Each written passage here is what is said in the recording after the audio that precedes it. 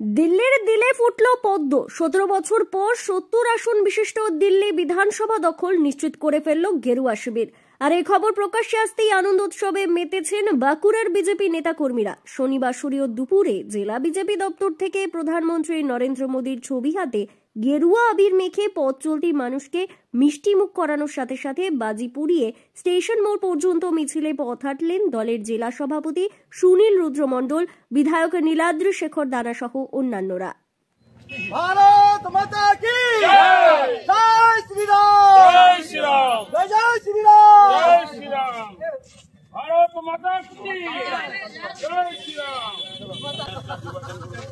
मोदी की जिंदाबाद, जिंदाबाद, जिंदाबाद, मोदी की जिंदाबाद, जिंदाबाद, जिंदाबाद। दिल्ली में विधानसभा निर्वाचन जितके, दिल्ली विधानसभा जितके, लाइटे कर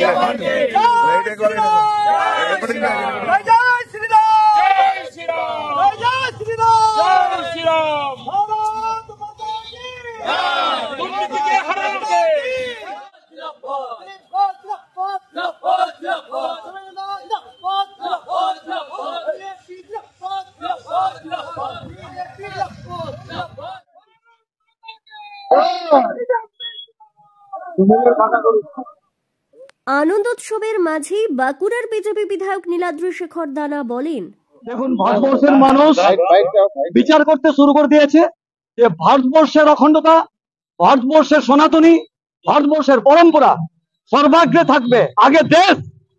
তাই আজকে বিরোধী দলের মুখে, সমস্ত ভারতবর্ষের সমস্ত বিরোধী দলের মুখে বিজেপি ব্যতিরেকে বিজেপির প্রধানমন্ত্রী, তার যে নীতি, তার যে এগিয়ে যাওয়ার স্বপ্ন, সারা ভারতবর্ষের মানুষ আজকে জেগে উঠেছে। দিল্লির আজকে তার রেজাল্টে প্রমাণ হয়ে গেল।